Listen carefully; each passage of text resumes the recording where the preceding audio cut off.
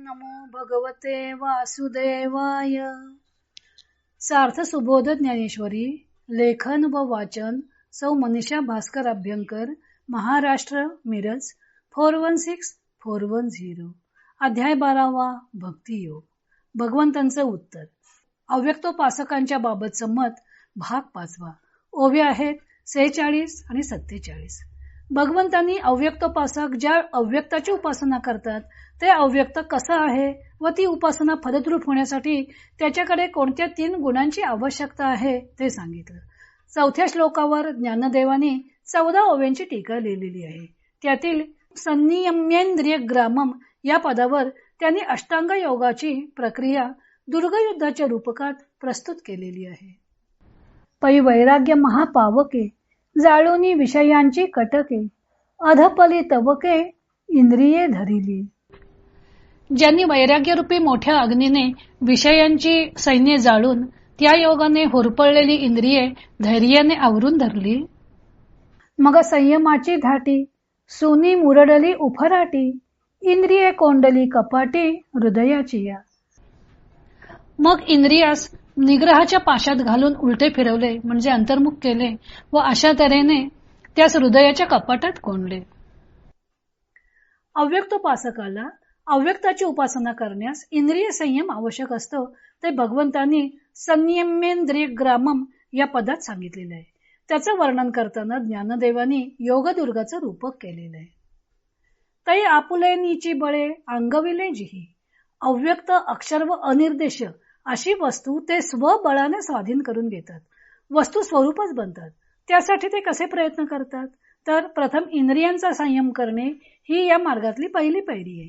ज्ञानदेव सांगतात की ते विषय वासनारूपी सैन्य वैराग्यरूपी महाअग्नीनं जाळून टाकतात.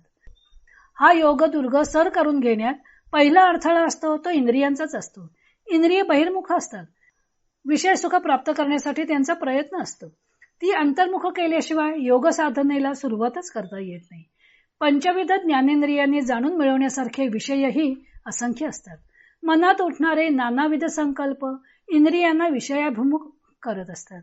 म्हणून ज्ञानदेवानी या विषय वासनांवर सैन्याचं रूपक केलेले आहे. ही विषय वासनांची सैन्य साधकावर हल्ला करत असतात.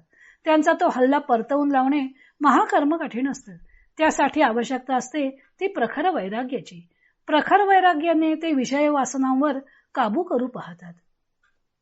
ज्ञानदेवानी वैराग्यावर महापावकाचं म्हणजे प्रखर अग्नीचं व विषय वासनांवर सैन्याचं रूपक केलेलं आहे. वैराग्यरूपी प्रखर अग्नी पेटवून त्यात ते विषय वासना रूपी सैन्य जाळून टाकतात. त्यांनी सैन्य सुद्धा अनेक कल्पलेली आहेत. कारण विषय वासना असंख्य प्रकारचे असतात.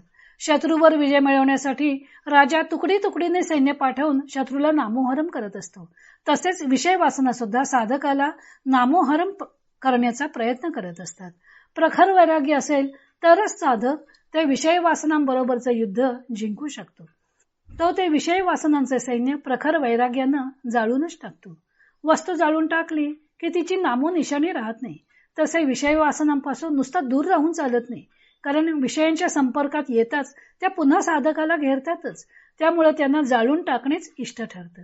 नाहीतर थोडी जरी विषय वासना शिल्लक राहिली तरी ती हळूहळू वाढतच जाते.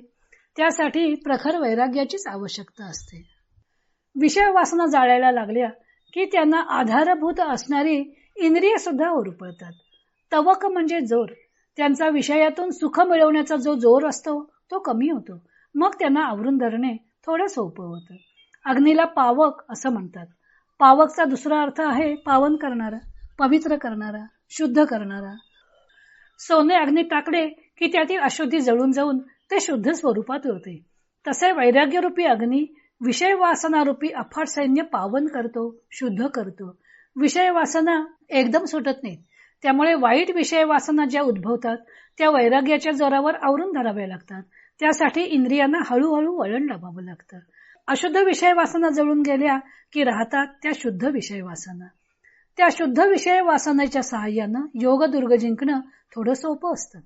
परमात्म तत्वाशी एकरूपता प्राप्त करणे ही शुद्ध वासना शिल्लक राहिली की मनुष्य ते प्राप्त करून घेण्याच्या प्रयत्नाला लागतो.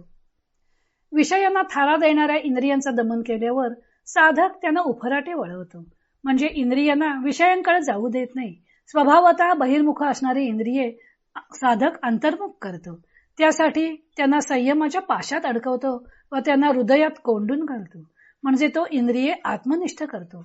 नाथमताप्रमाणे संयम म्हणजे स्वस्व निग्रह हा संयम, स्वतःला स्वमध्ये निगृहित करणे, स्थिर करणे म्हणजे संयम. इंद्रिय स्वाधीन झाल्यामुळे साधकाला विषय वासनेचा वीट आलेला असतो. त्यामुळे इंद्रिये स्वभावतःच अंतर्मुख होऊ लागतात. विषय समोर आले तरी इंद्रियांनाच त्यातून भोग मिळवण्याची इच्छा होत नाही. संयमामुळेच ही गोष्ट साधू शकते. संयम म्हणजे अत्यंत परिपक्व झालेले वैराग्य. त्यामुळे सत्वशुद्धी वाढत जाऊन दैवी गुण अंगभूत होत जातात.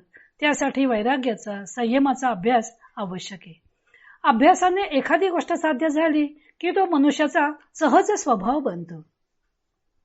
हार्मोनियम शिकत असताना सुरुवातीला सरगम प्रयत्नपूर्वक शिकावी लागते. कोमल शुद्ध स्वर कसे वाजवायचे, कुठल्या पट्टीवर बोट ठेवायचे ते एकदा शिकले की मग तो त्या स्वरांच्या पट्ट्यांकडे न बघताही अभ्यासाने सहज हार्मोनियम वाजवू शकतो. सुरांच्या चढ उतारानुसार बोटे आपोआप पट्टीवर फिरू लागतात. तसेच वैराग्याच्या संयमाच्या अभ्यासानं इंद्रिय स्वाधीन झाल्यावर विषयातून सुख मिळवण्याची त्यांची प्रवृत्ती सहजच थांबते. ज्ञानदेवांनी 13व्या अध्यायात म्हटलं आहे की एरवी इंद्रियांचे नि मेळे, विषयांवरी तरी लोळे, परी विकाराचे नि विटाळे लिंपीचे ना. हा योगी इंद्रियांनी विषयांवर जरी लोळला तरी त्याला विषय स्पर्शू शकत नाहीत. अशा प्रकारे विषय समोर आले तरी इंद्रिये त्यांच्याकडे पाहत नाहीत. अशी सहजता प्राप्त होते. ती इंद्रिये सहजच उफराटी गती प्राप्त करतात. सुनी मुरडली उफराटी. विषयांकडे पाहणाऱ्या चित्तवृत्ती उलट दिशेने सुनीकडे म्हणजे गगनमंडलाकडे वाहू लागते. मन अंतर्निष्ठ होते. संयमामुळे शरीरशुद्धी, भावशुद्धी होऊन आत्मनिष्ठा जागृत होते. साधकाचं बाह्य जीवनही पवित्र होतं.